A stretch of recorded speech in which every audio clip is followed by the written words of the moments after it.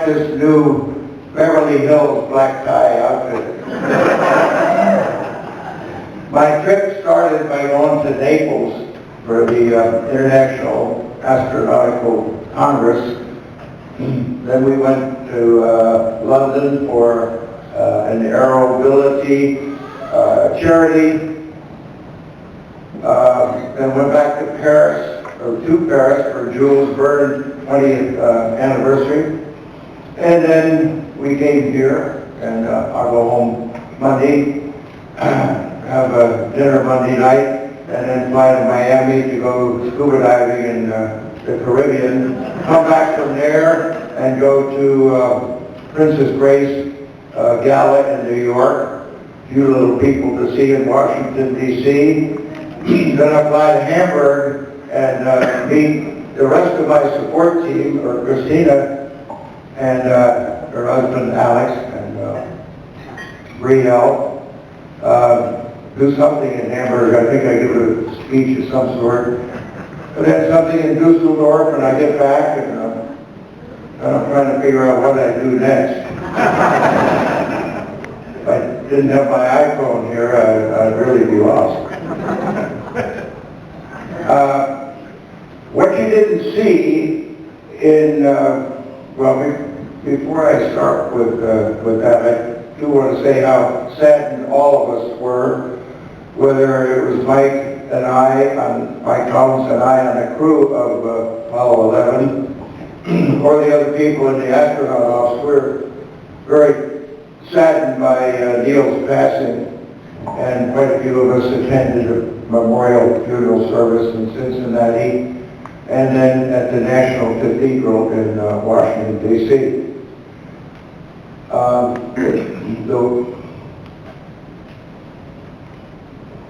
Now I'm going to be up here too long if I go through some of those things. But anyway, there were very memorable occasions to think about. The fact that Mike Collins and I really had hoped that we'd all be together in July 20th, 2019 for the 50th anniversary of landing on the moon. And we certainly didn't think that that Neil would be the first one to go. I think he was the youngest. We were all born in 1930. How did I happen to come along from New Jersey, son of an aviation pioneer? My mother was born in 1903, the year of the Wright brothers, and my father was an aviation pioneer. He got into the service just at the end of World War I.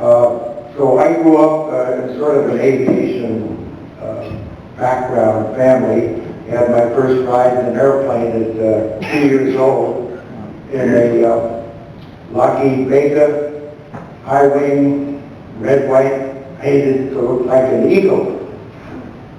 Now that was a little bit predicting. First flight in the air and first landing on the moon. We called our spacecraft Eagle. My father had gotten his education really at MIT, where he wrote his doctoral thesis on spinning airplanes. And after going to West Point and graduating and commissioned in the Air Force, I went through pilot training and then was involved in the Korean War. When I came back from there, I went through gunnery instructor training in Las Vegas for about a year. Was at the Air Force Academy when it first opened up as an aide to the Dean of Faculty. And from that assignment, when they fired my boss, there was a lot of friction in the academic department at the Air Force Academy. So he left, and I didn't have anybody to be an aide to. So I flew as an instructor with the upperclassmen for the first class to come into the Air Force Academy in 1955. So the class of 1959 didn't have any upperclassmen.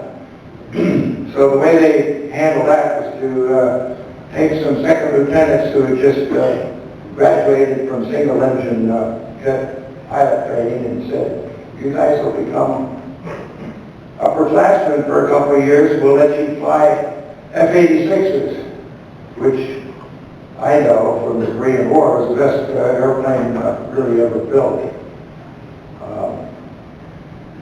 So I was an instructor there, and then I had gone through the idea of looking for what assignment should I have next. And I felt I needed a little bit more brushing up on supersonic airplanes, so I got assigned over to Germany, flying F-100s and patrolling the border. Actually, the first week I got over, the Hungarian crisis took place, and our squadron went on alert, patrolling the border and being stationed near Munich. That was in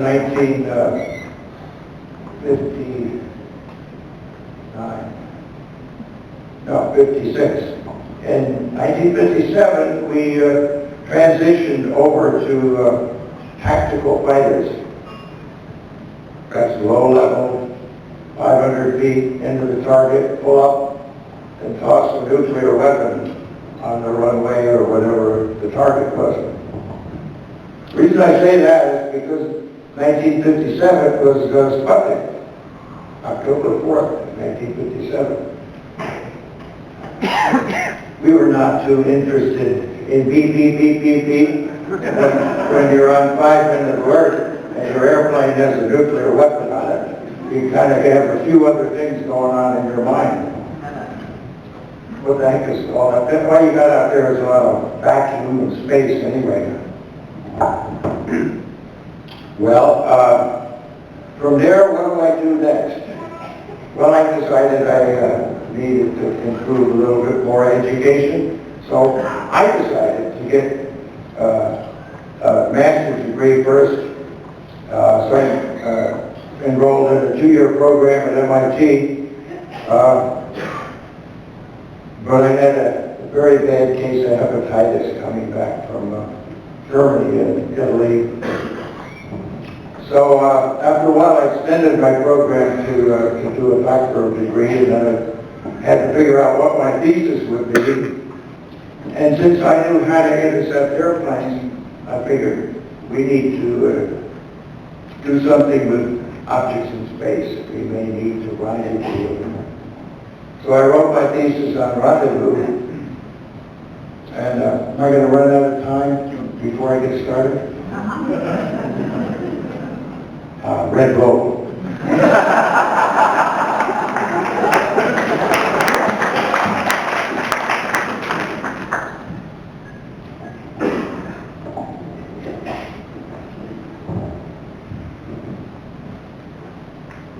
I decided to apply for the astronaut program in 1962.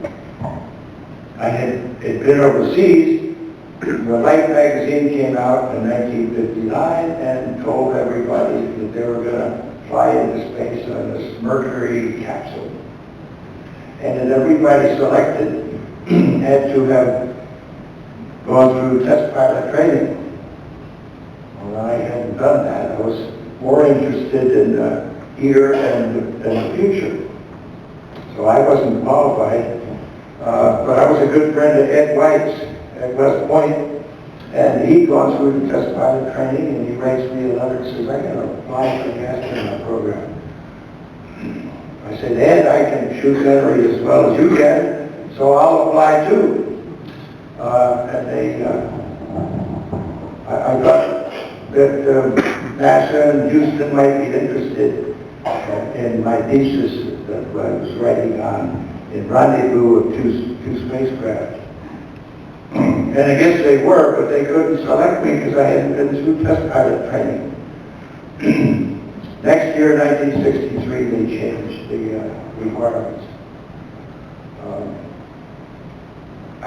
been in the right place at the right time and been able to come up with innovative things, like when we were having in the astronaut program difficulties with overheating during spacewalks. Has nothing to do with the fact that most of the guys who were getting overheated were, Dickie there? Yeah, Navy people. So being an Air Force guy, I was also a scuba diver, so when somebody said, maybe we could train underwater in neutral buoyancy for spacewalking. Yeah, let's do that. And that was, again, being in the right place at the right time. And so I was on the last Germany mission with Jim Bubble, and we did a number of EVAs, spacewalks, and the underwater training really worked out fine. And so everybody in the astronaut office went down to Navy, Pensacola, to get checked out in scuba gear.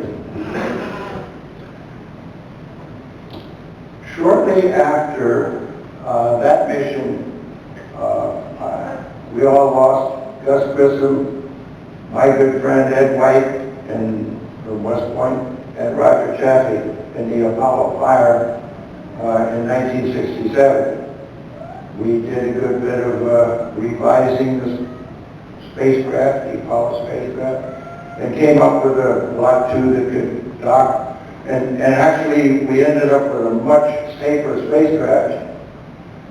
And in some ways, we derived great benefits out of having that setback that cost us 3 lives.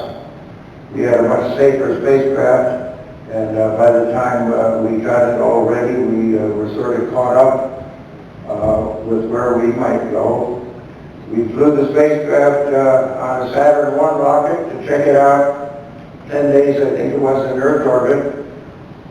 Now, at that point, we sort of had some intelligence and things that were happening in the Soviet Union. And it looked like they'd sent an unmanned spacecraft around the moon. When it came back to Earth, it landed, I think, in the Peril Sea or something like that. They sent another spacecraft, and they brought it back, and they landed it with parachute. And this is 1968, and Neil and I were on the backup crew, so we were following kind of closely what the prime crew mission was going to be. And sure enough, they said, we're going to put the Apollo 8 crew on that big Saturn V rocket, first crew that ever gets on it. And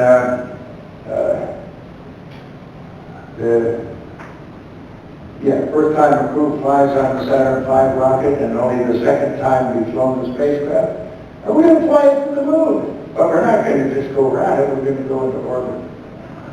Really made some very bold decisions, I think.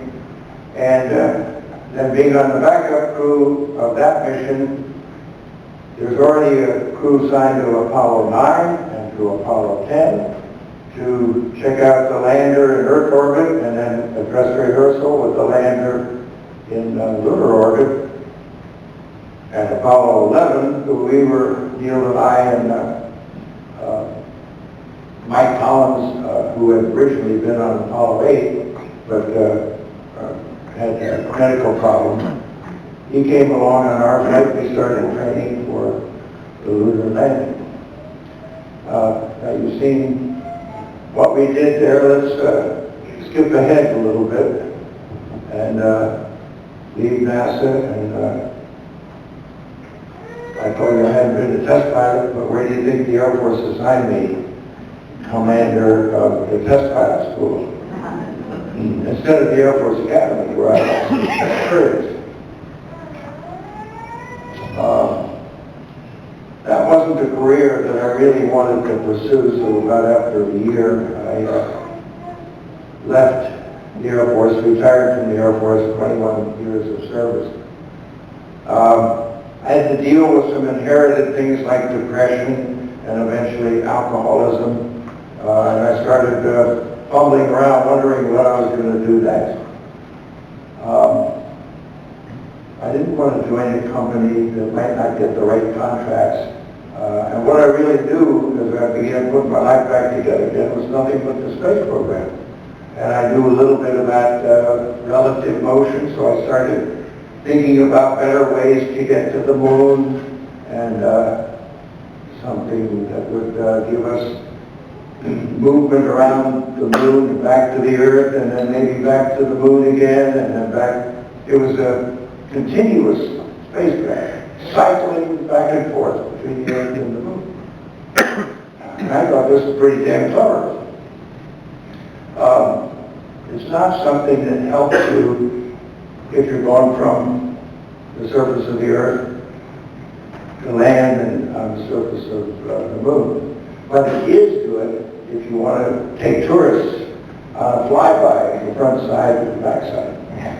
But I was a little discouraged, and Tom Paine, who was the administrator of NASA when we first landed on the moon, said, well, why don't you look at Mars? So I did. And the result of looking at Mars and seat of the pants rendezvous between two things, I came up with cycling orbits between Earth and Mars, and then back to Earth, and then back to Mars again. And you complete this in 2 years and 2 months, 26 months, repeats the cycle. And these orbits are now called Aldrin orbits.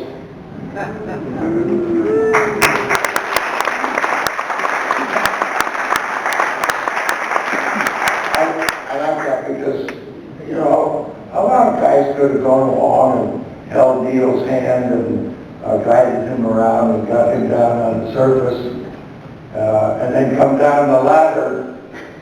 And as you come down the ladder, I said, I'm going to reach back and partially close the hatch, making sure not to lock it on my way out.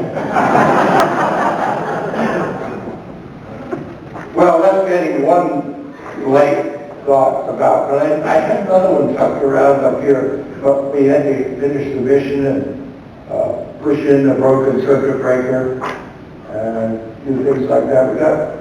We got ready to leave, and I knew what Houston was going to say. They were going to say, Tranquility Base, you're cleared for liftoff. Ah, there's my chance. Roger, Houston, we're number 1 on the runway. That's 2 jabs at humor in 1 sentence. That's really hard to do. We landed 6 out of 7 times on the moon. We prepared for Skylab missions, long duration, by converting the equipment from the Apollo launch rocket. We did a mission with the Russians. But before that, we went through an exercise of what is it we're going to do next. And without going into a lot of detail, this is very important to me because if I did good things in my life, I did one big bad thing. My worst mistake was when I witnessed a Phase B study in Huntsville, Alabama, at the Marshall Space Flight Center, for the next thing we were going to do after Apollo. 2-stage, fully reusable, a booster, land on the runway, an orbiter, take the crew into orbit, come back, and land on the runway. We didn't build that. And I should have objected for the reason we didn't, that we weren't going to do that. You don't need a crew of 2 and the booster rocket that's going to turn around and come back and land, unless you're trying to compete with Houston, who has astronauts in the orbiter. That was one of the biggest mistakes I think we made post-Apollo, is to not explore a 2-stage, fully reusable with an unmanned booster. It comes back much cheaper, much safer. We didn't do that, so we had to come up with a space shuttle in a hurry, with crew and cargo together, solid rockets that are really not reusable economically, and a number of other things that make the shuttle system not capable of flying 40, 50 missions a year.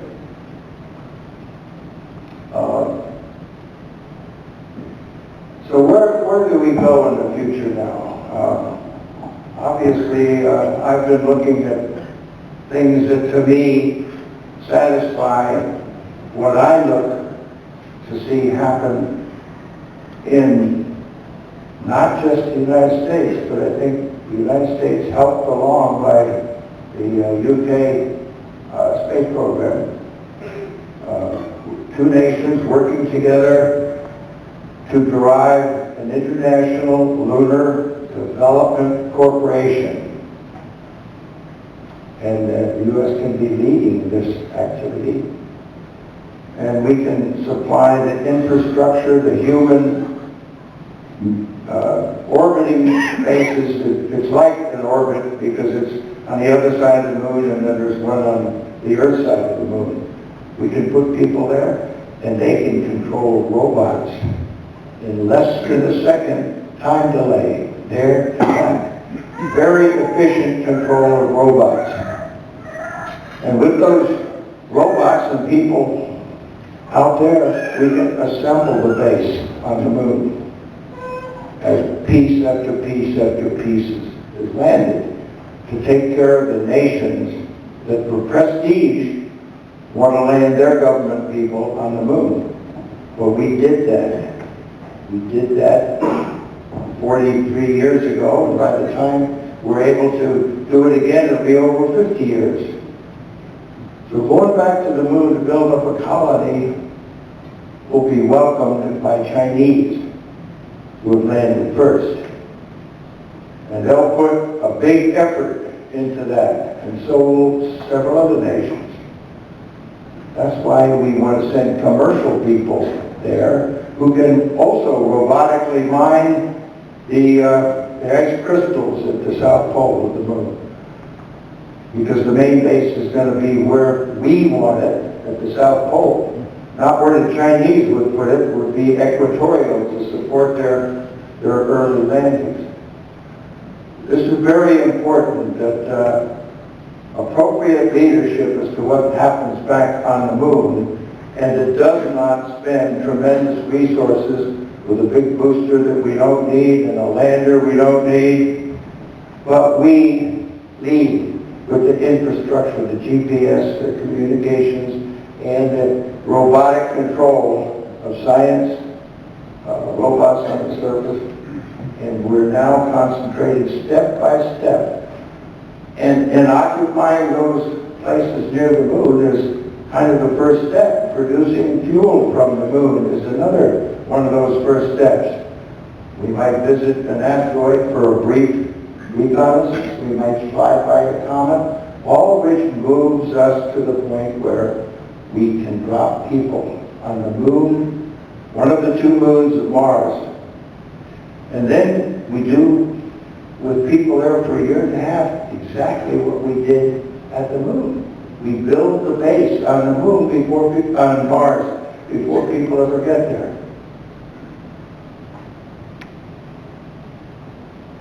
And we deposit people there with cycling orbits, which are much more efficient.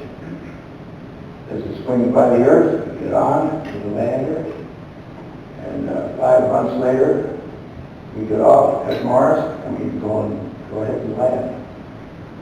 I've given this a tremendous amount of thought in the last 10, 15 years, and I just feel that the Western world is on a crucial point in our evolution of the space future.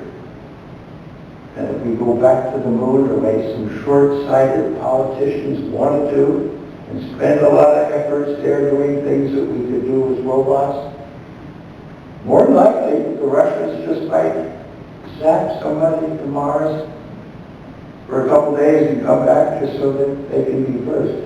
And I don't want that to happen.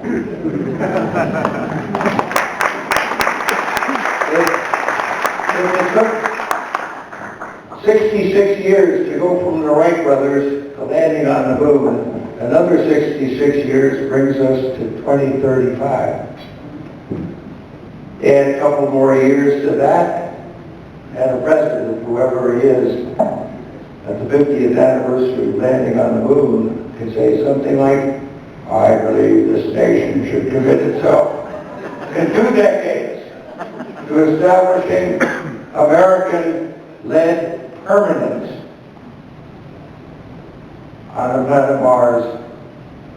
And the president who does that is going to be remembered in the future, centuries, thousands of years in the future, to me as a person who has guided humans from the planet Earth to another planet for permanent occupancy. And those people who were there, who were not coming back, they're colonists, they're settlers, and we need to keep adding to them. That's my vision of the future, and I hope I can convince many other people to look at the future the same way. Thank you.